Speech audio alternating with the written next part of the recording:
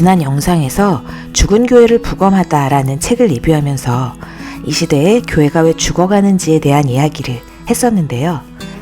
생각보다 많은 관심이 있으시더라고요.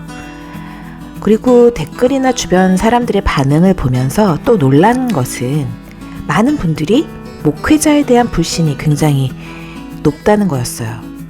그래서 오늘 성도로서 목회자를 어떻게 바라봐야 하는지에 대한 이야기를 교회 구석에서 묻는 질문들이라는 책을 통해서 이야기해 보려고 합니다.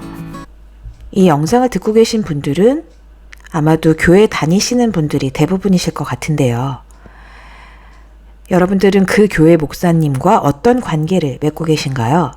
그냥 조용히 예배만 드리는 분들은 설교자의 위치에서 바라보실 거고, 여러 사역을 함께 하신 분들은 목사님들과 좀 더 가까운 위치에서 그분들을 알고 있다 보니 더 친밀하게 느껴지기도 하고, 반대로 좀 불편하게 느껴지시기도 할 것 같아요.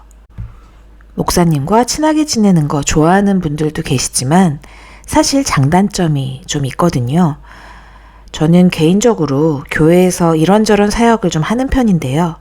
담당하시는 목사님들이 좋으신 분들이 대부분이지만 어떤 분이든지 좀 거리를 두려고 노력하는 편이에요.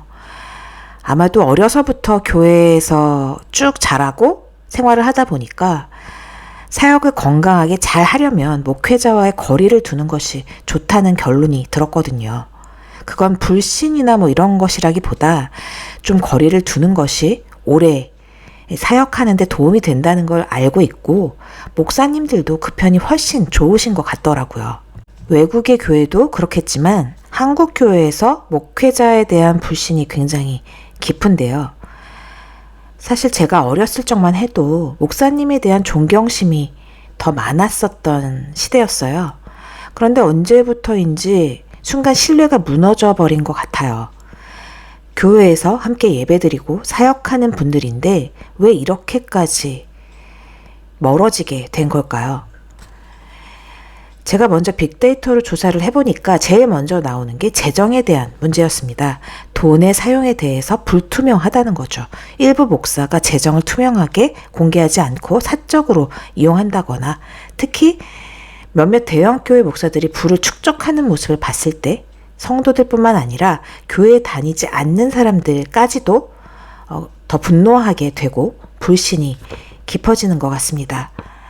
또 이런 상황에서 교회가 세습으로 이어졌을 때는 그 세습의 과정이라든지 일반 성도들의 알 수 없었던 재정이 가려진 부분이 드러나면서 성도들이 많이 실망이 되고 교회가 분열이 되는 것 같아요.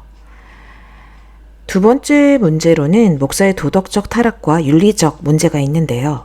사실 교회를 오래 다니면 앞에서 말씀드린 그 재정의 문제와 윤리적 문제가 가장 큰 걸림돌이 되더라고요.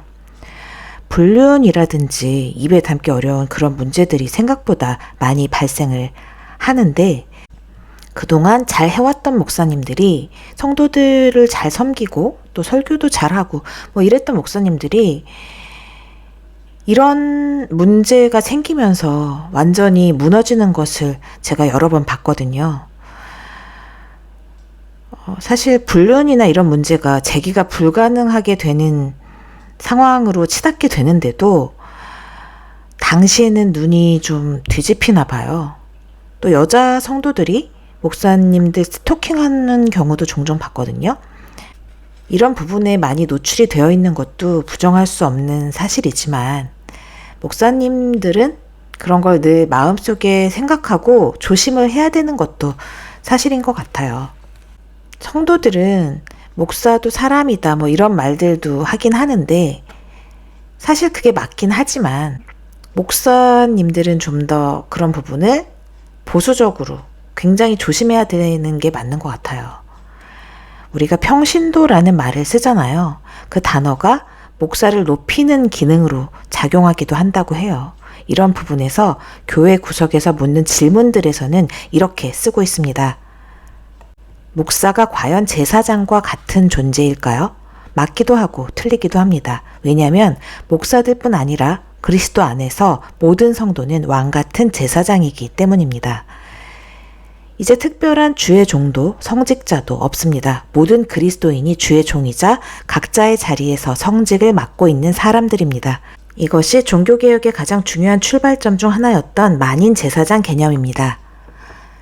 그러니까 우리는 예수 그리스도를 통해서 모두 왕같은 제사장이 되었는데 목사를 특별히 제사장이라고 여기고 주의 종이라고 하면서 영적 의미를 부여하는 것은 오히려 목사를 신격화하는 것이라는 겁니다.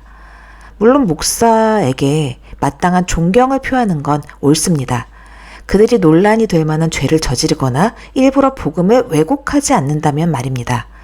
그러나 이 존경은 공동체의 교사이자 말씀을 전하는 역할에 대한 존경이 되어야 합니다.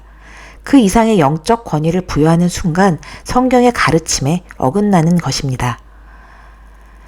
우리 어머니 세대는 목사님을 굉장히 많이 존경했어요.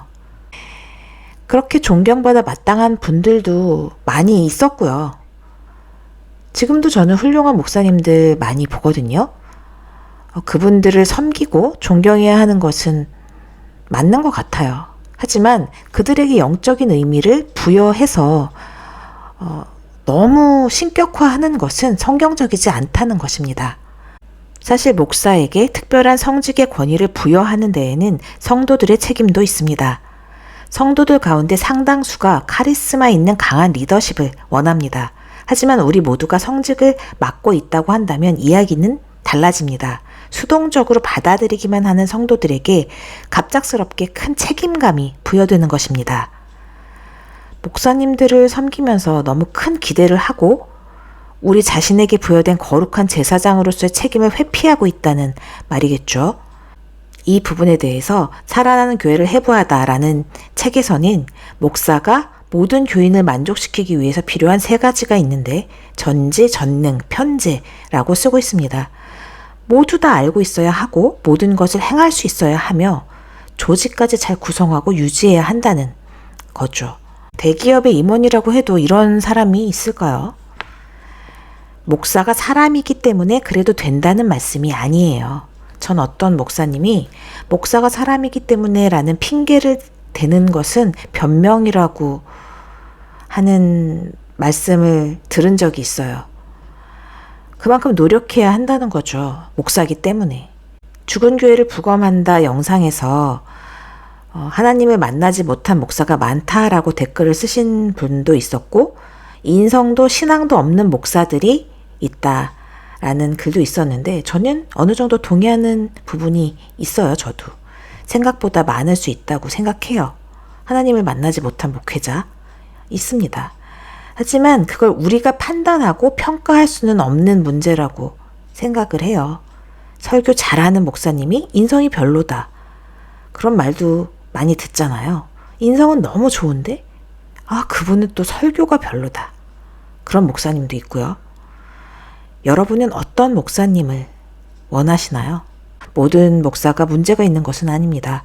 그런데 문제를 일으키는 목사들, 실수하는 목사들, 잘못하는 목사들이 자꾸 드러나고 부각이 되니까 문제가 되는 것이죠. 그렇기 때문에 교회를 건강하게 만들려면 목회자의 문제가 발생했을 때 그것을 숨기기 급급하기보다 건강하게 해결할 수 있는 방법을 찾아서 기도로 해결해 나가야 할 것입니다. 그리고 그 목사님이 회개하고 용서를 구했을 때 성도님들은 그것을 죄를 박제하지 말고 또 그런 것에 대한 용서와 긍휼히 여김을 보여줄 수도 있어야 된다고 생각해요. 그런 사랑이 그 사람을 변화시키는 것이고 그러면서 그 자신을 더 돌이킬 수 있는 거라고 저는 생각을 하거든요. 그게 하나님이 원하시는 것이기도 하고요.